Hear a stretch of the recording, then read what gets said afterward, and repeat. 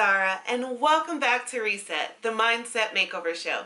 Here, we help you build the tools you need to elevate your life, career, and income all on your own terms. Today on Reset, we're chilling a little bit. Well, not really, but our last few videos have been quite tactical, really focusing on things you can do to organize yourself in your business, save money in your business, organize your business finances. I know, particularly being a business owner myself, how easy it is to get bogged down in the everyday details of running your business. And that's why today I want to share 5 things that you should not forget to do as a business owner, regardless of everything that's going on, because let's face it, there's always a lot going on. Before we jump in, if you like this type of content and you want to engage with me further, don't forget to follow us on Instagram and Twitter at The Reset Show. There you can slide in my DMs and say hello, but also ask any follow-up questions you have about any of our videos, and it gives me an easy way to reply to you much faster. Now let's get into the video. In no particular order, these are 5 things I always try to keep top of mind as I'm running my business, just so that I don't lose focus of the bigger picture, or so that I don't end up having big problems and big issues down the road. So, here we go. Okay, liability insurance. It is so important for you to ensure that you have liability insurance for your business. I can't tell you how many stories I've heard of founders of companies who end up bogged down in bills and lawsuits just because they didn't have an insurance policy that covered what they do as a business. And I specify this because when you go to sign up for insurance and get quotes, you're always asked to be very clear about who your who you are as a business and what you do.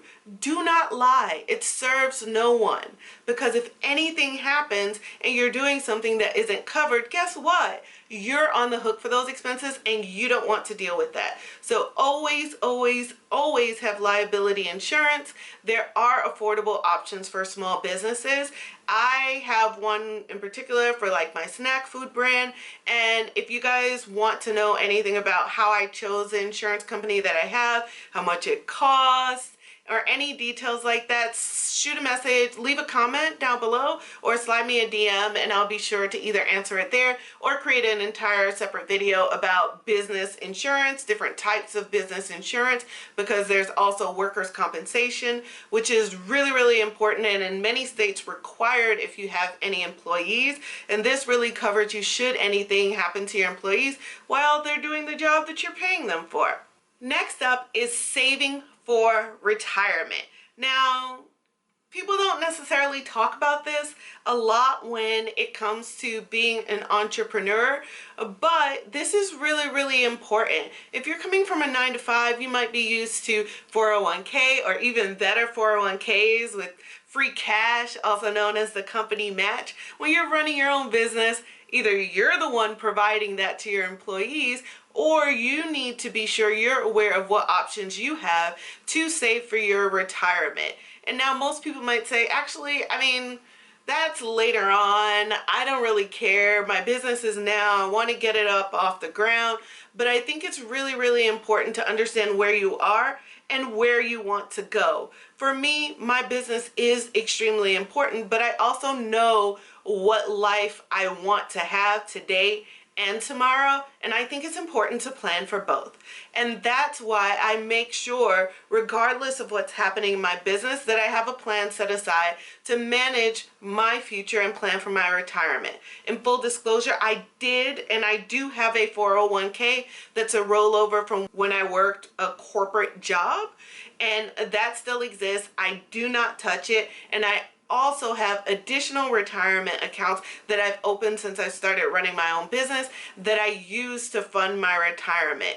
There are many ways that you can do this, and you don't need a company in order to do so. I'll also be making a follow-up video where I share how to save for retirement as an entrepreneur. One other incredibly important thing is separating your business and personal finances. I cannot stress this enough. If you don't do this, it will cost you more in the future. It will either cost you in taxes, it will cost you in time, it will cost you in accounting and CPA fees. It will definitely cost you. So make sure, no matter what you do or what type of business you have, that you have a set way to reconcile and keep this information separate. I would say it doesn't matter where you're starting from, because there's an abundance of free resources out there to do so. I've shared some in the past. If you're just starting out, you haven't made any money yet, and you don't have that much money to invest, I always recommend Wave for accounting. It's a free accounting software at the base level, and it covers your basic needs from an accounting perspective. If you're looking for a free business banking account, I recently shared about NOVO Bank. They offer free business banking, and most people do get accepted. I'll include links to both of those down below, and a link to the video where I talk about them up here. So if you have any questions or need an option, there's an option, so there's no excuse. Separate your business and personal finances, period. And then the next two, really consider the big picture. Specifically, where's your business today? Where do you want it to go? And where do you fit in? Do you want to be a lifetime CEO? Do you want to run the business for a few years and then sell it to a larger company? What kind of lifestyle do you want today and tomorrow? And I say that because these next two things really will help you to achieve that. So the first one is setting aggressive goals for your business. And one thing to keep in mind with goals is that they're things that you want to achieve. So they can be short-term, they can be long-term. Usually for me, my short-term goals are stepping stones and action steps to help me get to my long-term goals.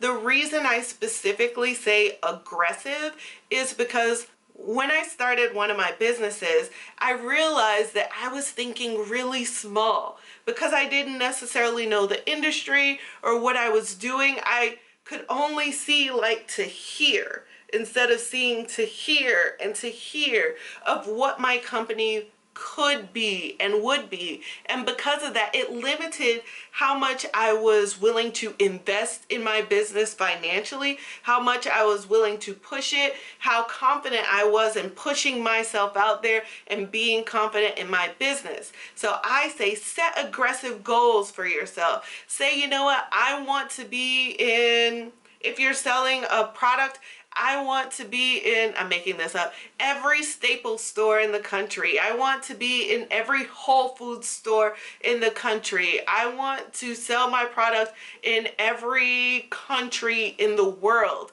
And then work backwards on the steps that you would need to take in order to achieve it. Starting from the other way, you're not setting yourself up to scale. You're not building in systems and tools and processes that help you to successfully navigate to that next level. One thing I will say when it comes to setting aggressive goals, something that can help you be more confident in doing so, is really taking advantage of your local network, networking groups, social media resources. I mean, some of the places where I've gotten the best information are in Facebook groups related to my industry, where people are sharing an abundance of information. And then lastly, mentors.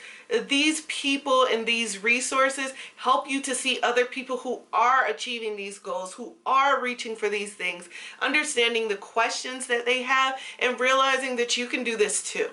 And my very last thing that I think every business owner and every person should just not forget is rest. Hustle culture is dead. It perpetuates this idea that we have to hustle harder, that rest is for the weak, but rest is not for the weak. Rest is what energizes you. Rest is what allows your mind to think and create and come up with new ideas and process information. If you are not able to rest, to give your mind a break, to really consider all of the things that are happening around you, you are not able to make sound decisions. You are not able to come up with new ideas. You are not able to function in an effective way that will help you to continue to build long term.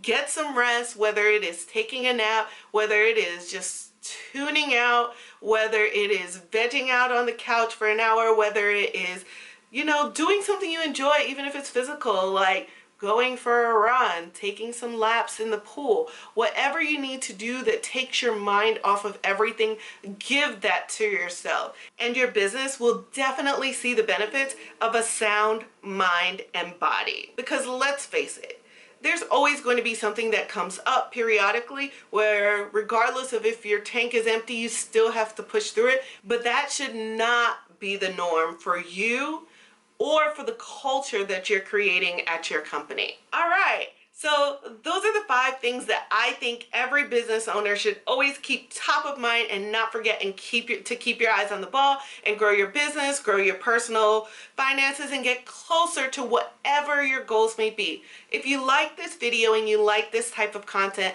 please don't forget to give it a thumbs up, subscribe, and share this with anyone else who you think might find this information useful. Please also don't forget to follow us and connect with us on Twitter and Instagram. In the description box below, I will include links to all of the resources that I mentioned to you, maybe some that might help with all of the resources that I mentioned to you, some of the Facebook groups I love, my places I enjoy getting rest, my favorite free accounting and banking options, basically everything I mentioned. If there's anything I forget, leave a comment below, ask me, and I'll be sure to follow up with you. Otherwise, thank you so much for tuning in today. I look forward to seeing you on our next video. And until next time, I'm Zara, and this is Reset.